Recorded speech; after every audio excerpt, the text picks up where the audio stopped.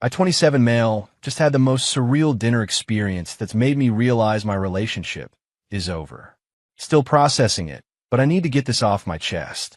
My girlfriend Amanda, 26, and I have been together for 2 years. Lately, she's been different. We went to college together, started dating senior year. Back then, she was sweet, funny, down to earth.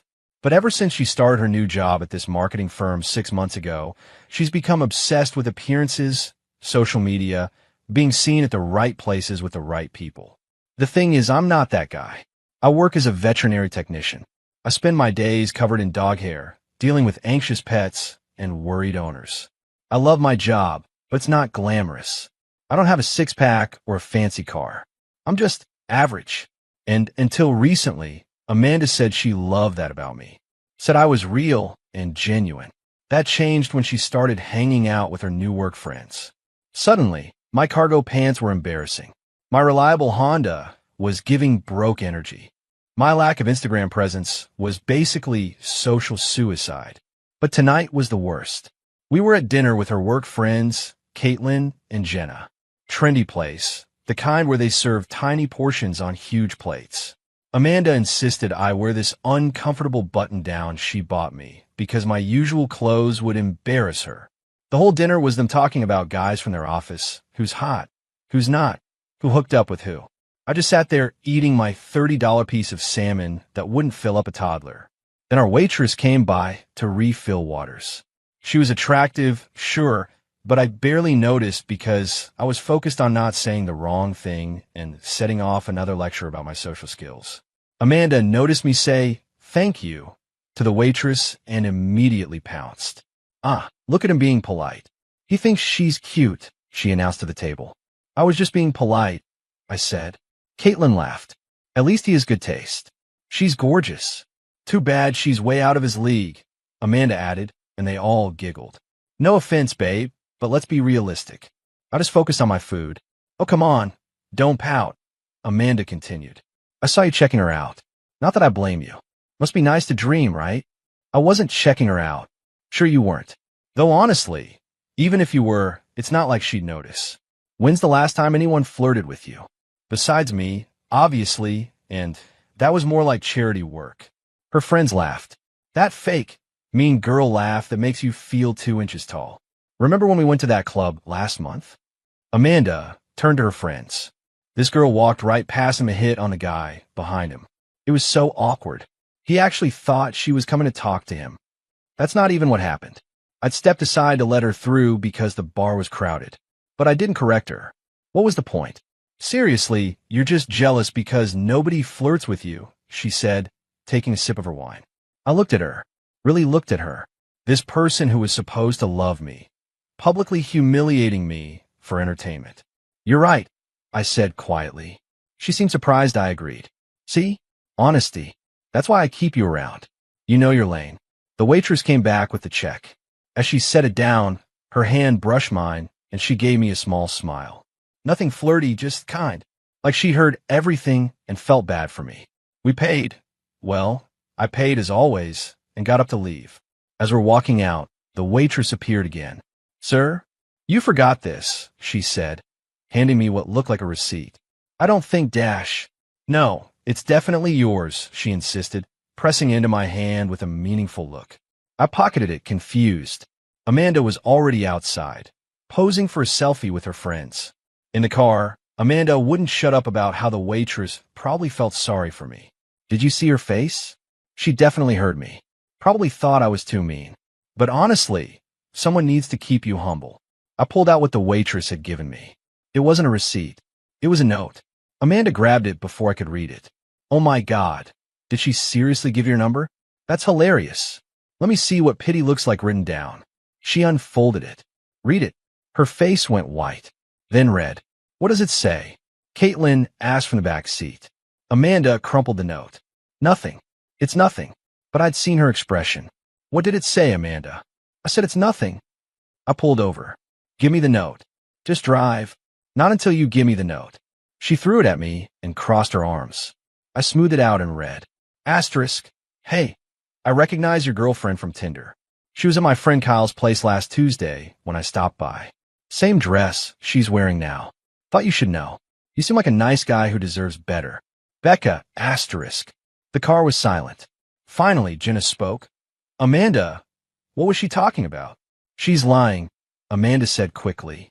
She's obviously just trying to break us up because what? I asked. Because she feels sorry for me? Because I'm so pathetic that waitresses are trying to save me from my own girlfriend? It's not what you think, Dash. Last Tuesday you said you had to work late. I did work late. I just stopped by friends after. Kyle, he's just a friend that you met on Tinder. While we're together, Caitlin and Jenna were dead silent in the back seat. The energy had completely shifted. Can we talk about this at home? Amanda whispered. No. Get out. What? Get out of my car. All of you. Order an Uber. You can't be serious. Over a note from some random waitress. The note's not why I'm done, Amanda. It's just the proof. Get out. Update 1. Well, that escalated quickly. First, thanks for all the support on my original post. To answer some common questions. Yes, I kept the note. No, I didn't go back to thank the waitress. Felt too weird. Yes, I'm getting tested appointment tomorrow. So after I kicked them out of the car, Amanda blew up my phone. I didn't block her immediately because I wanted to see what she'd say. The texts were a masterclass in manipulation. That waitress was lying. You really believe some stranger over me? Kyle is gay. He's not. I check his Instagram. It was a work thing. You're overreacting. You embarrass me in front of my friends. If you loved me, you'd trust me. Fine, I was at Kyle's, but nothing happened. We just talked. I needed advice about us. You've been so boring lately. This is your fault for not paying attention to me. I'm coming to get my stuff. That last one got my attention. We didn't live together, thank God, but she did have a key to my apartment and kept some things there.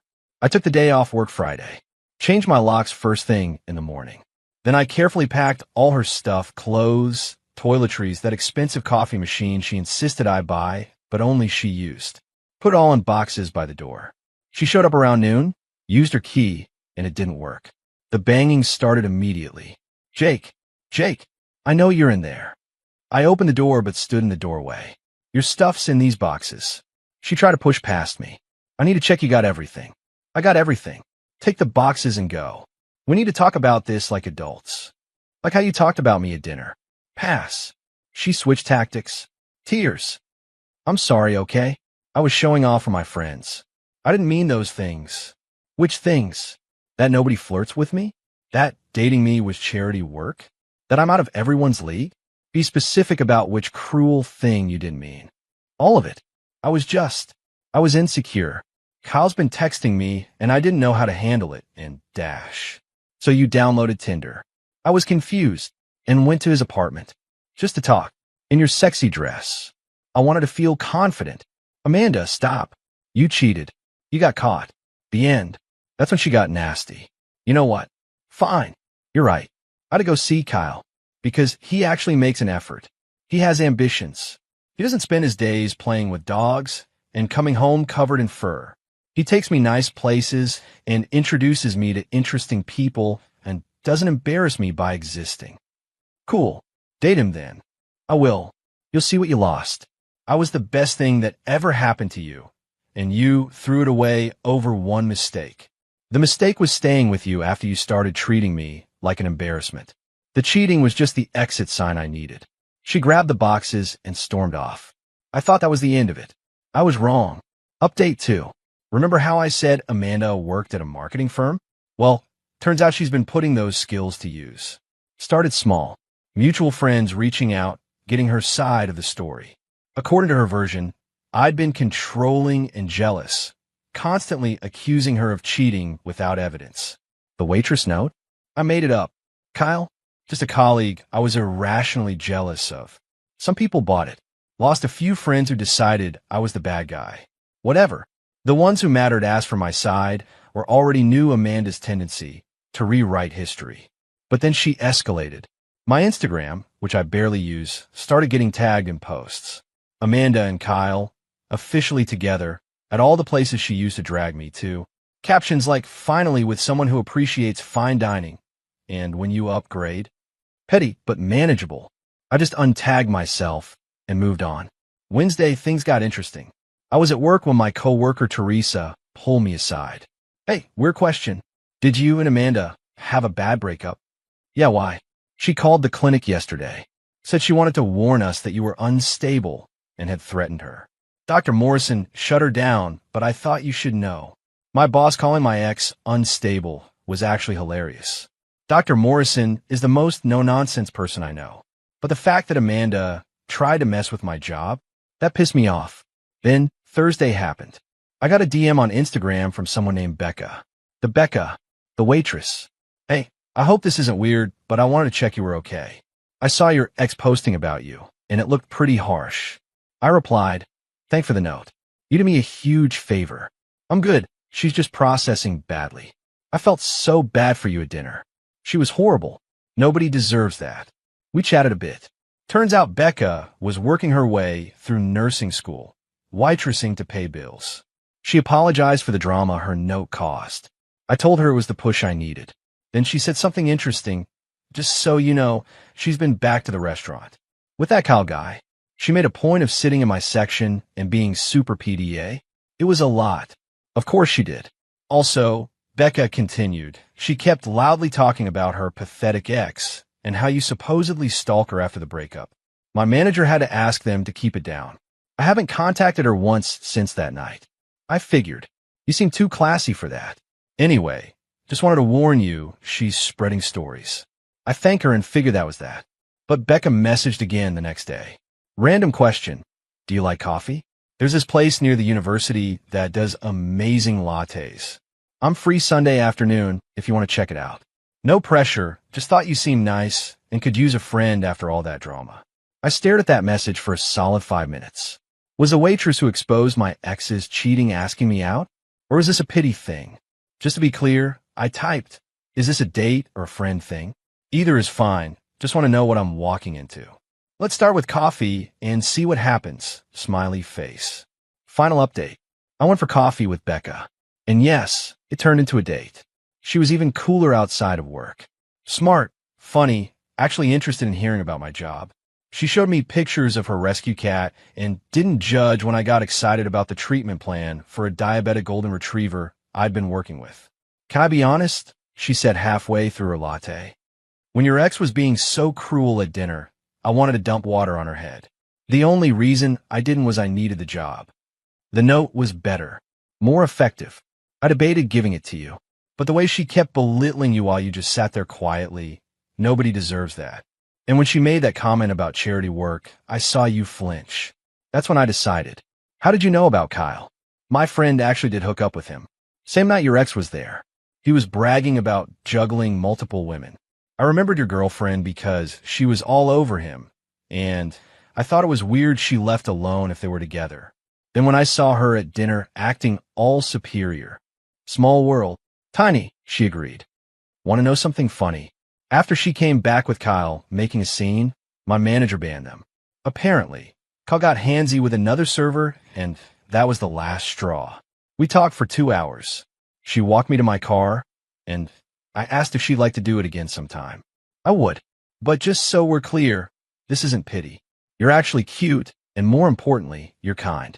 Your ex is an idiot. Amanda must have amazing radar, because that night she texted from a new number. I know you went out with that waitress. Kyle saw you. How dare you move on so fast? This proves you were cheating too. I didn't respond.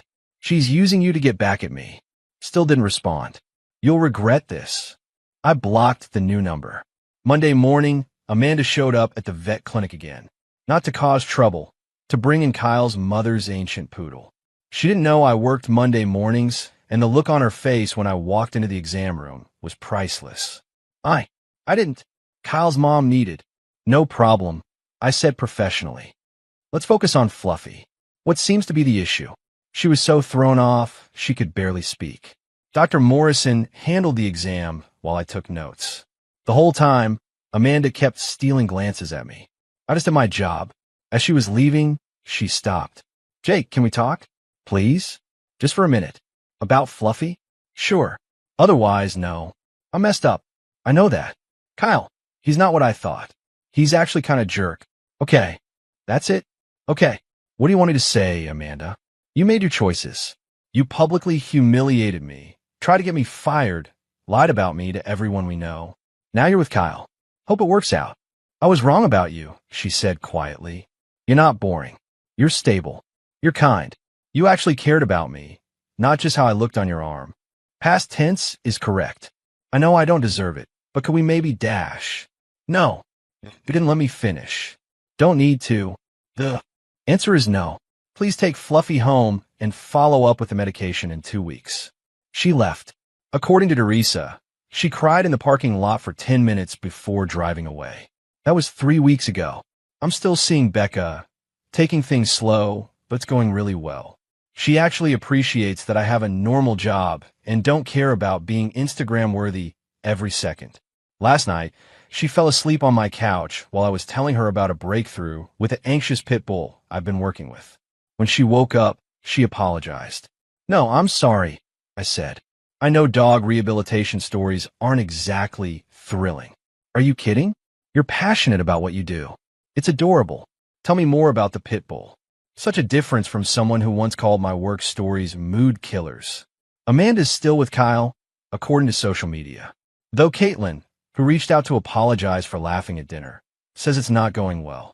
Apparently, Kyle's juggling act hasn't stopped, and Amanda's discovering what it's like to date someone who treats her like an option instead of a priority. Karma's funny like that. As for the note, I kept it. Framed it, actually. Becca thinks it's weird, but also kind of sweet. It sits on my desk at home. A reminder that sometimes the worst nights lead to better mornings. And that waitresses notice more than you think.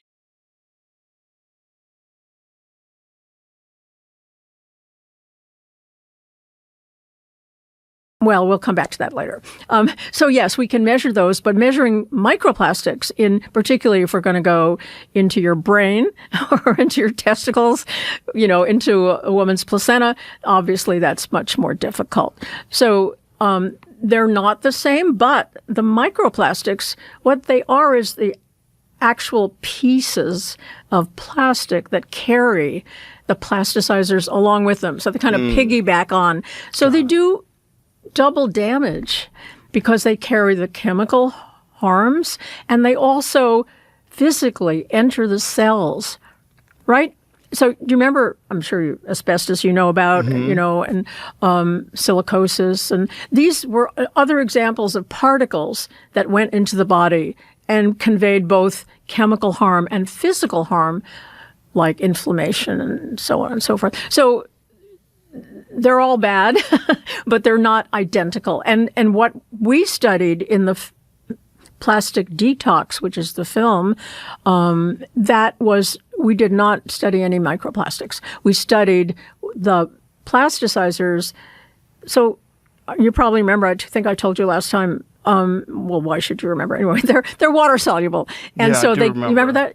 So they go into your urine and then they're pretty easy to measure. So I'm going to give this to you. This is a kit. Open her up. I don't tell you what it is. Okay. Learn what's inside. All right. It looks like you pee in that. Okay. That's right. Keep going. And there's more stuff in there? Yeah. Okay.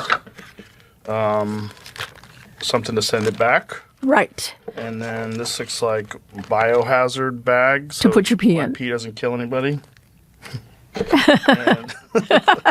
and this is, it's got a QR code on it. Say hello to a healthier you. So those are ways to find out ways to lower your exposure. Okay. Yeah. I know a lot of people get these harmful chemicals from drinking coffee, hot liquids, out of paper cups. Yeah, from the paper cups that are lined with, for example, bisphenols. But the coffee itself is made most coffee makers contain a lot of plastic also. So it comes in both the cups and in the device that's making the coffee. We use metal and That's just good. make a French press. Yeah, I do that at home too. I got rid of my plastic coffee machine. Me too. I was thinking about it. I was like, why am I pouring hot water into this plastic thing?